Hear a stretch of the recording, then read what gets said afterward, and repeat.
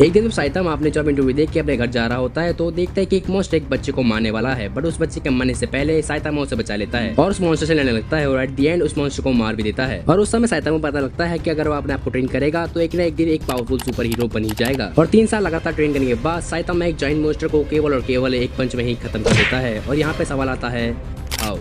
One punch man एक ऐसी कहानी जिसमें एक इंसान के पास इन्फिनिट पावर है और यहीं पे हमारी वीडियो का टाइटल स्टार्ट होता है, how Saitama got so much power. ये बातें बताई नहीं जाती, नजर लग जाती है।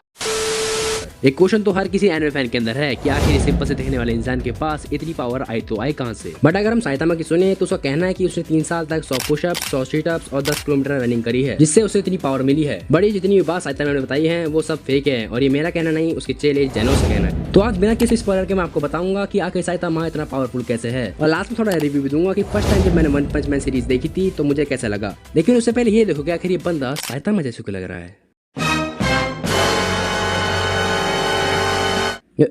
Anyways, so without wasting any more time, let's start the video. But उससे पहले मेरा नाम है दीपक और आप देख रहे हैं एनिमे स्टफ 2.0।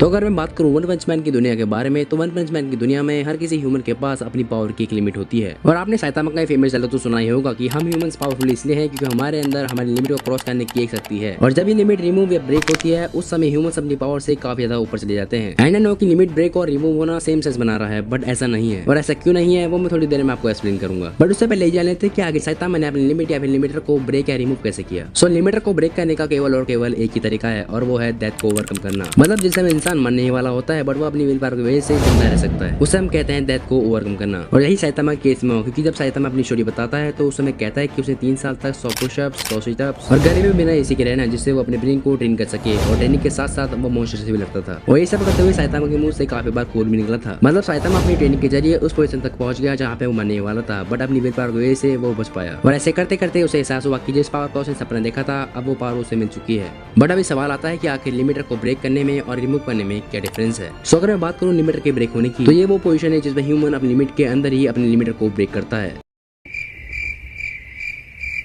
क्या हुआ, नहीं समझे? कोई बात नहीं, मैं समझाता हूँ विद एग्जाम्पल। सो अगर हमारी टोटल लिमिट है 100% और हमारा लिमिटर है 20%, सो इस लिमिटर को 20 से 30 ले जाने में हमें काफी ज्यादा इंटेंशनिंग करनी पड़ेगी और काफी ज्यादा इंटेंशनिंग के बाद हमारा लिमिटर ब्रेक होगा और पहुंचेगा 30% पावर के पास। बट यही अगर मैं बात करूँ लिमिट के रिमूव होने की तो जिस ह्यूमन के अंदर वो लिमिट ही नहीं है जिसको ब्रेक कर सके तो लिमिटर ब्रेक कहाँ से होगा। मतलब उस ह्यूमन ने इतनी इंटेंशनिंग कर ली है जिससे उसकी लिमिट खत्म ही हो गई हो, तो उस समय उसकी जो पावर होगी वो होगी इन्फिनाइट, मतलब कभी ना खत्म होने वाली। और यही केस हुआ है साइतामा के साथ और उसे शायद इस बात का खुद भी पता नहीं है। But one punch man series में एक और कैरेक्टर है जिसने अपनी लिमिट को ब्रेक किया है और वो है गारो। सो ये तो बात आ रही है उस थ्योरी की, से पता लगा है कि आखिर साइतामा के पास इतनी इंसेयर पावर आई तो आई कहां से। बट अगर फैन थ्योरी के हिसाब से देखिए तो वन पंच मैन सीरीज के स्टार्टिंग एपिसोड में हमें दिखाया था कि साइतामा अपने पावर लेवल वाले एक मॉन्स्टर के साथ लड़ रहा है जिसे लड़ने में उसे काफी ज्यादा मजा आ रहा है। बट ये सब साइतामा का सपना था और फैन थ्योरी के हिसाब से जो पावर साइतामा को मिली है वो और कुछ नहीं, जस्ट साइतामा का ही सपना है। और इस बात पर आप कितना करते हो एक बार मुझे जरूर बताना। सो ये तो बात रही साइतामा के पावर मिलने तक की। बट अगर मैं आपको बताऊं कि जिस समय मैंने first time one punch man series देखी थी उस समय मुझे केवल और केवल एक ही कार्टून की याद आई थी और वो कार्टून है लकी मैन।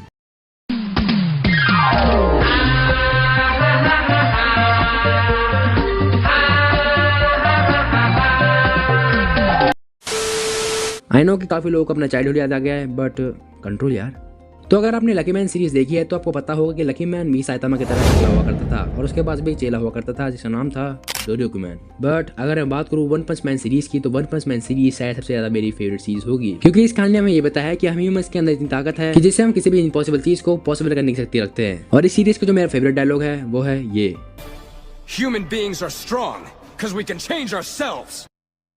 तो हाँ, आज की वीडियो यहीं पे खत्म होती है। बट जाने से पहले मुझे ये बता दो कि आपने वन पंच मैन सीरीज देखी है नहीं, और अगर देखी है तो कैसे लगी। तो मैं मिलता हूँ आपको अगली बार एक नए टॉपिक के साथ। मेरा नाम है दीपक और आप देख रहे थे एनिमे स्टफ 2.0। तो bye bye. By the way subscribe अगर मानो तो।